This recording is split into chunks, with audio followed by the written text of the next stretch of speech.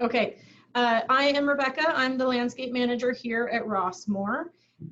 The other person that you see on the screen is Angela. Angela, can you pronounce your last name? It's very Italian sounding. Pravatoni. Angela Pravatoni. This is our talented designer that we've hired for this process, and she's been great working through all that.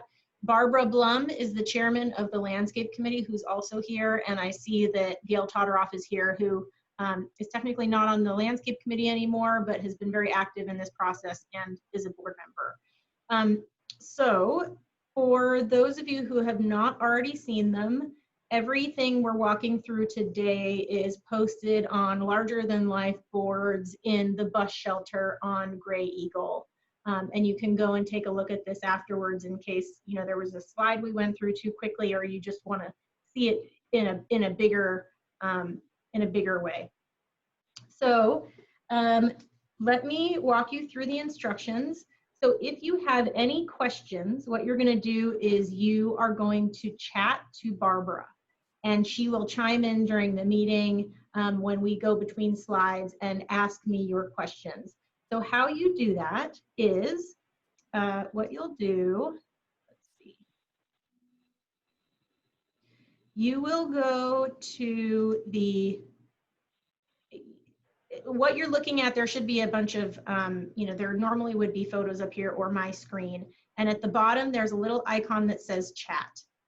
If you, hold on, I'm sorry, let me just turn the meeting room off here.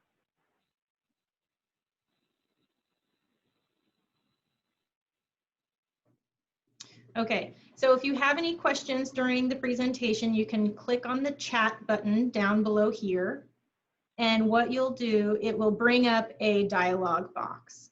So on this little down button here, when you pull that down, it will say Barbara, and you will click to chat to Barbara.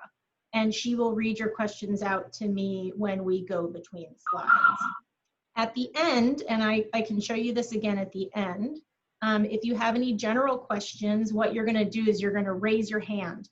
And the way you do that is you go to this participants icon at the bottom of the screen, and then a bar will pop up on the side, and down here it will say raise hand. And I will see that you've raised your hand, and I will unmute you and have you ask your question. If you have a hard time with that, you can chat to Barbara and we will do that together. Okay, so before we get started, let me just explain to you a little bit about why we went through this process in the first place and what we're going to be looking at today. So as you all well know, the fronts of your buildings have recently been renovated, and all in all that went very well and people are pretty happy with the outcome, but the process was flawed. Not everybody got to voice an opinion, and some people were surprised by what happened there. And we weren't able to competitively bid because we didn't have a formal design. So we went through this process so that, first of all, we could walk you guys through what it is that's going to happen.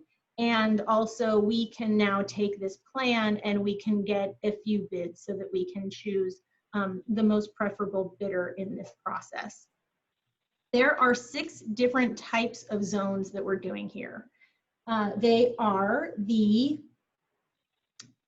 what we're calling transitional areas. And don't worry, you're not going to understand this at first. I will walk you through it. But there are the transitional areas, common park-like areas, back areas behind buildings, large back areas, and then there was one very specific area. So, if you can't quite understand how everything relates to each other, it will make sense by the end of this. A few of the things that Angela took into consideration during this process were fire safety. So Angela, you were a part of the Marin, tell us again what you did for the Marin Fire Council.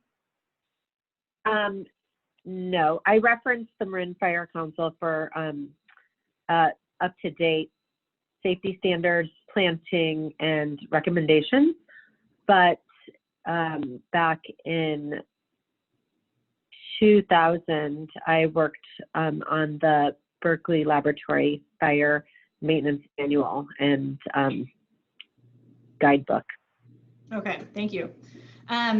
So she chose a lot of fire-resistant plants for us and also drought-resistant plants for us. They are not all drought-resistant, but that is because, of course, we already have a very small palette to choose from because of the deer. And we were also careful to choose plants that were of a maintenance level that we can accommodate with our current contract. All right, so I'm just going to go ahead and walk you through this. So this first slide we're looking at is a conceptual slide of what the transitional areas will look like. Now, when I say transitional areas, what I mean are those areas along the street that border wildlands. So they're not necessarily in front of homes or on the sides of homes, but they are currently landscaped, and we want to landscape them in a way that blends into the background. So to orient you a little bit, hopefully no one will get sick from me doing this, as you come up Sakhalin Indian Drive here, some of these transitional areas are here and here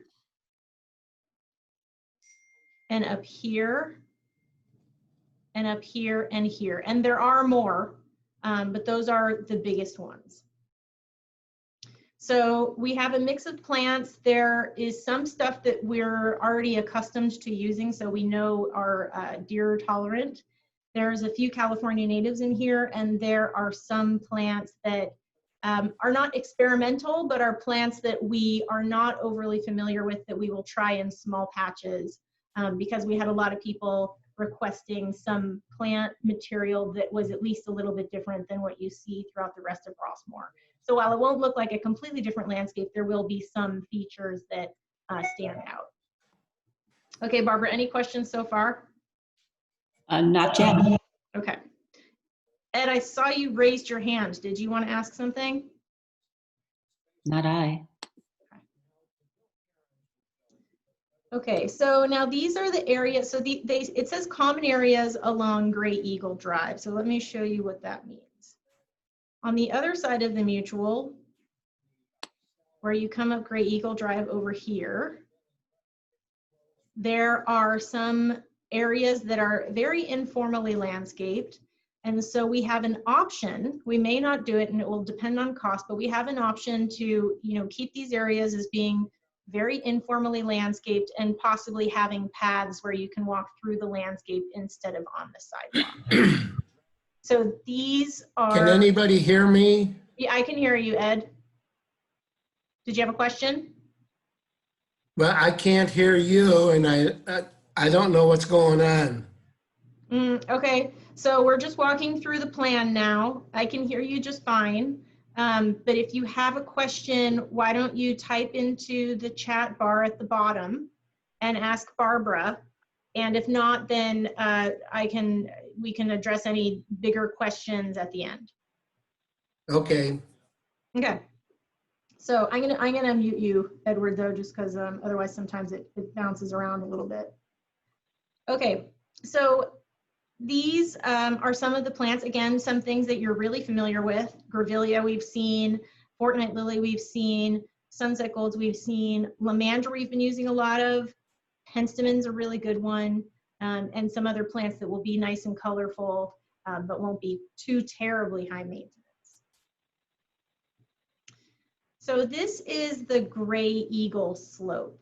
The area we're referring to is as you come up Gray Eagle here, there is a big hillside here. It's the first thing you see. It's very, very focal when you come up Gray Eagle, and it's in a pretty bad way right now. We've got some fescue here, and we've got some other declining plants over here. So this is one of the areas that we asked for a more specific design on. So again, we have a lot of plants that we're accustomed to seeing around Rossmoor, and a couple of unique plants that we're going to try to weave in there. So it should be pretty colorful and have bloom, something in bloom for each season of the year. So this slide is the park-like areas. And what I mean by that is primarily along Sakhalin Indian. So as you come up Sakhalin Indian, there's two spots in particular. One is, I believe it's right here. and one is right over here. There's some lawn there now and some plants and some incredible views out the back of, you know, Walnut Creek here. So we're gonna clean up those areas a little bit, take out some of the older plants and install some plants that might attract wildlife and are drought tolerant and will be colorful, and hopefully integrate these landscapes so that you may be able to walk through them again instead of on the street. There's also some options here for Flying Eagle Park, but Flying Eagle Park is in the shade, so it'll probably look a little bit different than this slide. Okay, so for the back areas, there are two types of back areas. There are the narrower spots behind the buildings, and then there are some very deep back planting areas, and we're calling those large back areas. So we'll get to those next to distinguish those two. So we're going to build a little bit of a fire break, but we're also going to make them fairly similar to what the people that have already had their back areas designed. It will look similar to that so that it's a cohesive landscape. But again, same thing as before, some plants you're accustomed to seeing and some plants that are a little bit different from anything else you've seen in Rossmore.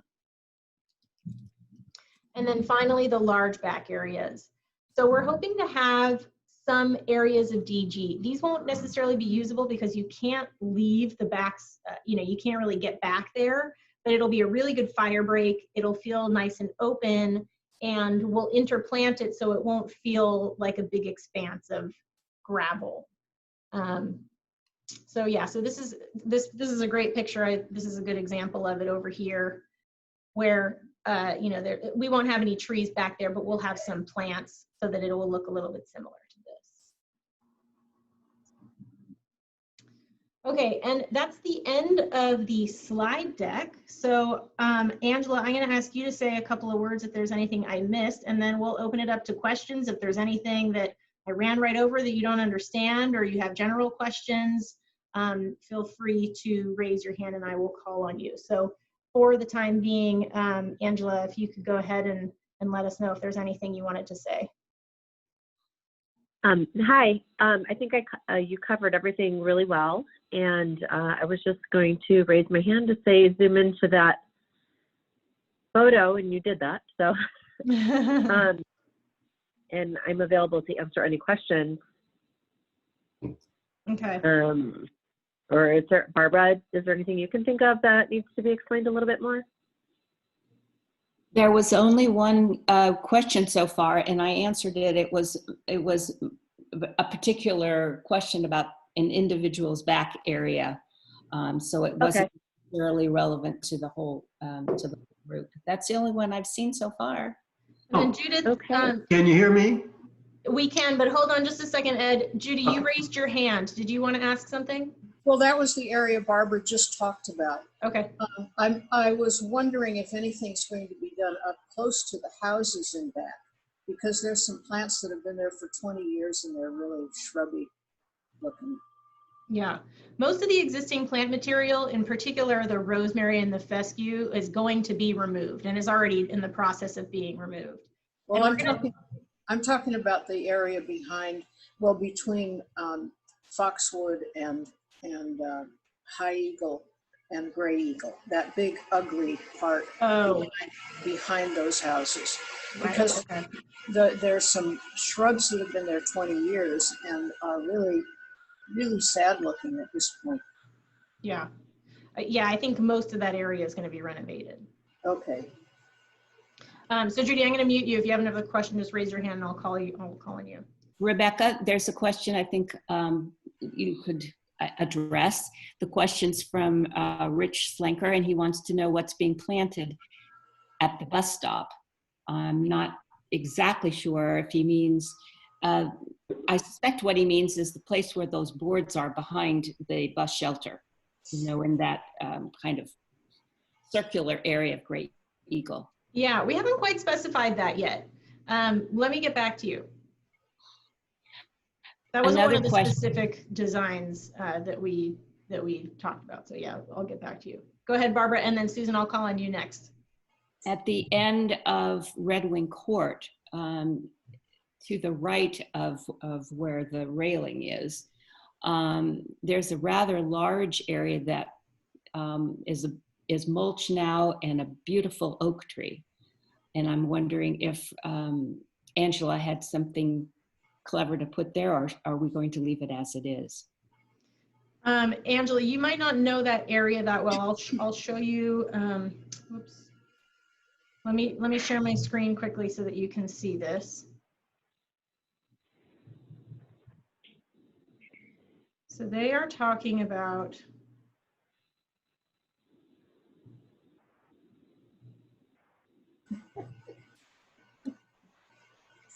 this area here. And Angela, I'm sure you don't know it, but I would guess that this would fall under the category of large back area. It's a little bit tricky since there's more public access here than there is elsewhere. But I would think that we would be addressing that largely in the same way as the large back areas, which would be, you know, a swath of decomposed granite and some interspersed plants.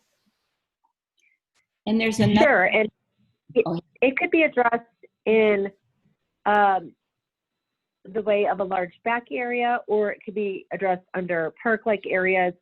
And at that point, it would be, you know, whichever approach the mutual would like to take with it. And then in the specific design of that would be, you know, and of course, the budget. So it could go in any of these directions, since these are all conceptual designs for the different areas. Does that make sense? Mm-hmm. Yeah. Okay, Susan, you had a question. Yeah, Rebecca, I was just wondering what is the most likely ground cover that you'll use along the narrow backyards along Sakhalin Indian? If you thought about that, of the various things you proposed. So they'll be really similar to what is there now. So there's some bottle brush, and then we'll, you know, mix them in with some of this other stuff, which. Oh, I didn't mean the plant. I'm sorry, I didn't mean the plants. I meant that. Will it be more likely than not DG or something? Oh yeah, Something decomposed other than granite. the tips, which are really unsightly. Yeah, it'll be some decomposed granite. Yeah. Okay. And then, as long as you're talking about plants, what are you thinking of there? Yeah, there will be some dwarf bottle brush, and then there are some of the low plant cover that was suggested in the plant boards.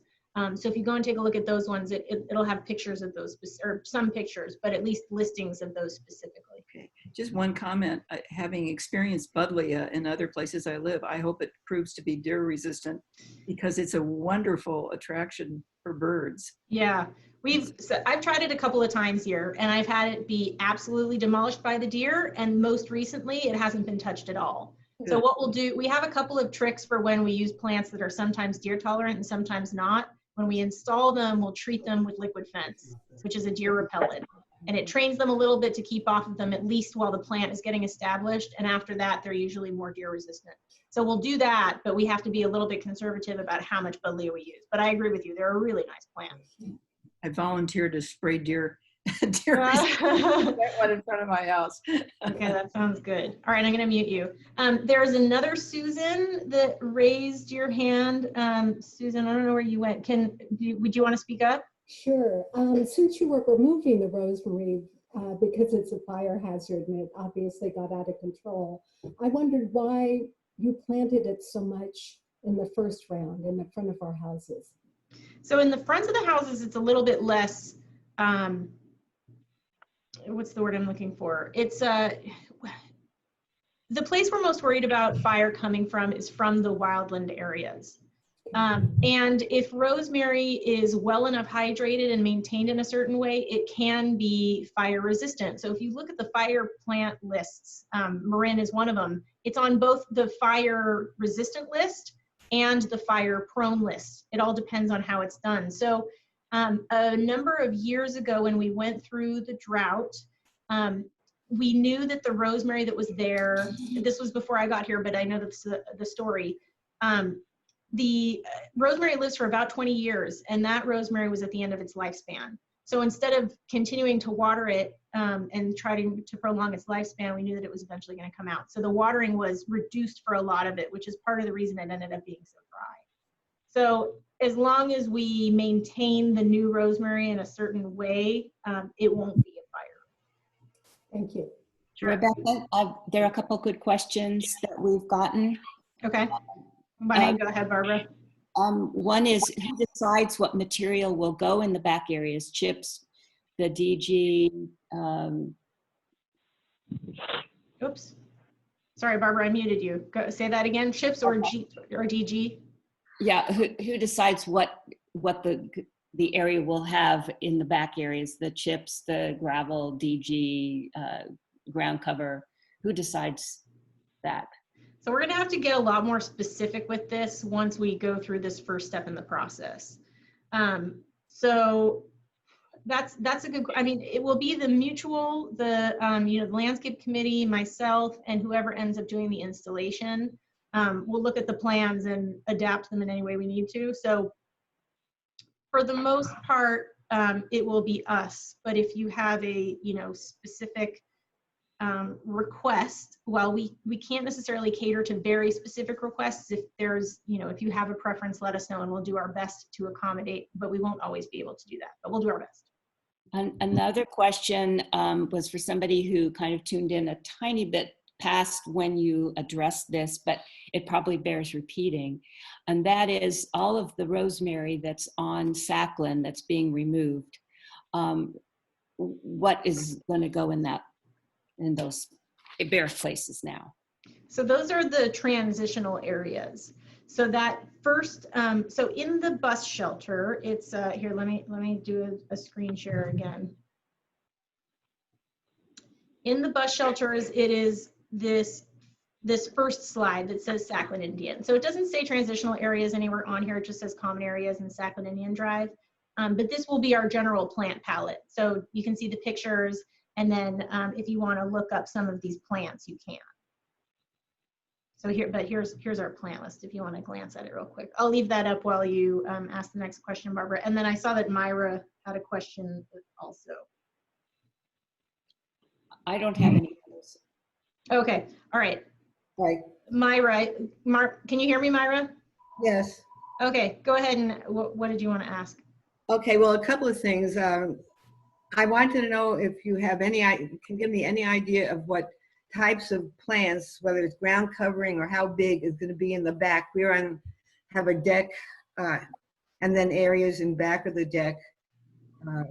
So I was wondering if you have can give me any idea of what's going to go out in back of that. And we talk about putting in requests. I think the landscaping around most of Rossmore is absolutely gorgeous. I was a little disappointed what was done around my unit, because in front there are no plants with any color. And I really, really would love to have some color someplace. So I was hoping if it didn't get put in the front, is it going to be in the back, or is it going to be all just green? Well, so it depends is the answer to your question. But have you been to the bus shelter yet? Yes. So if you look at the board that says back areas, it'll have the list of the plants that we're considering for back there. Yeah, but that really, okay, that that wasn't too helpful trying to figure out what was going on looking at. Well, also keep in mind that these plans aren't really specific. This is all very conceptual. So, these are plants that may be used, some combination of them will be used, but we don't know exactly what's going to happen in each location. But hopefully this should give you a broad strokes idea of what to expect. Okay. Excuse me, can I just interrupt? Yes. What to expect? Can you give me any idea of the size or types of plants that will be, be done in back, like in back of the deck? Why don't I do this? If you want, I can email you that document again, and I'll email you the page that is that addresses those back areas, and the list of plants that may be used is there. Okay, thank you. Okay. Okay, let's see. There's one question which I'm not sure any of us can answer. It's a good one, but here goes. Will there be estimates of future additional water use as well as additional maintenance needs? Oof, yeah, that's hard. Maintenance will go down. because there will be a little bit less landscaping overall. It certainly won't go up. And there's also, well, yeah, maintenance will go down. It's hard to estimate the water use. In the Rebecca? yes, is that Annika? Hi, this is Angela. Oh, hi. So when construction documents are prepared and the planting plans are done, and then if there's any irrigation, I know that the irrigation is going to be a little bit different for this situation because there's existing irrigation, and that's going to be kind of not drawn out in plans, but kind of attended to with your maintenance crew. But I do believe that we can, you know, give an estimate with the square footages and, you know, kind of how we do to make sure that we are well compliant. So Oh, you great. can Okay. do, you know, an estimated water use that way. Okay, that'll be good. Overall, though, to answer the question, I think the water usage will be more or less the same because the plants that we were using there were not particularly thirsty plants. So we're not really looking to decrease the water use in this phase of the project, but we're not looking to increase it either. Okay. One more question that just came in, Rebecca. Mhm. Could you explain what will be done to the very narrow area at the top of a slope, such as in the back of Woodland Court 719? I'm trying to visualize that area. Yeah, I don't know. Hold on, let me, So Let me- that would be a back area and wondering how that could be landscaped. With a big drop off. Mhm. well, you said 713 Woodrun, right? Correct. Yes, yes.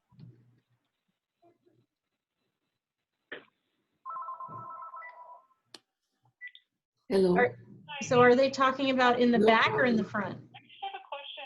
In the back. Okay. No, I don't know yet. That's a really narrow area, so probably very little, but this fescue here will come out. And so we'll landscape it similar to the other back areas. So sort of the same thing that Myra was asking about earlier.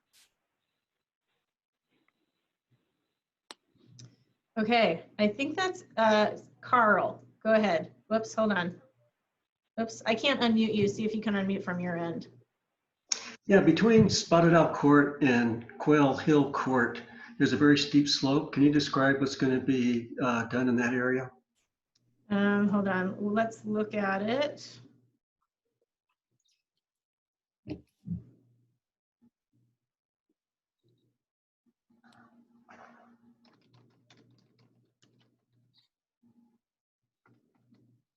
Whoops.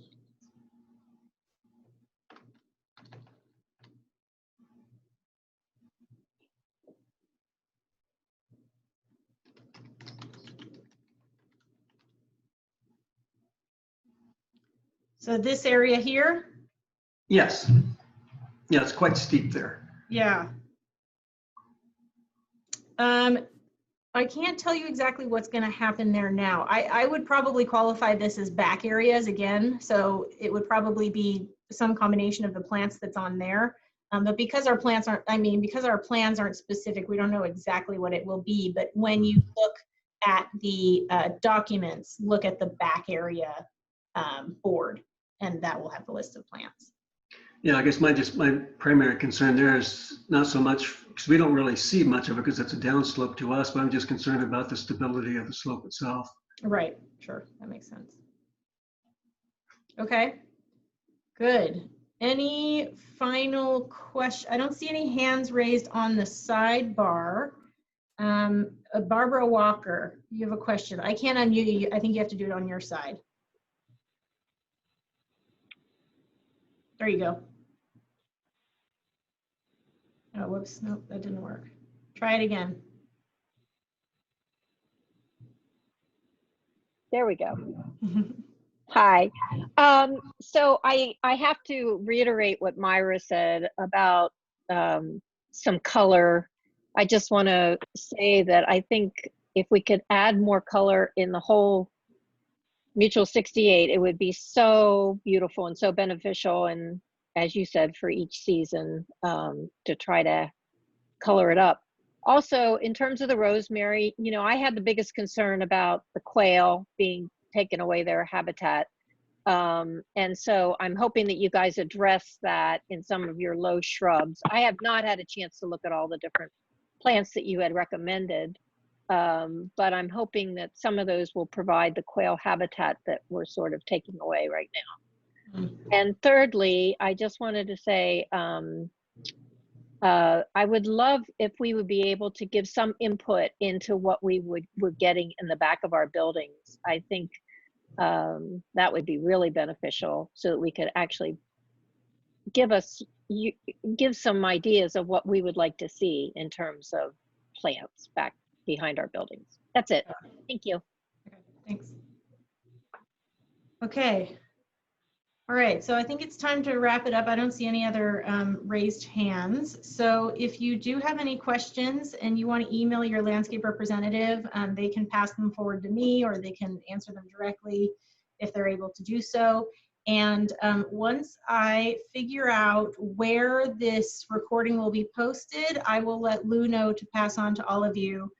So if you want to watch it again and pause it and rewind it, or you know anybody that missed it, then you can go back and watch it. Okay, thanks everybody for coming today, and we'll talk soon.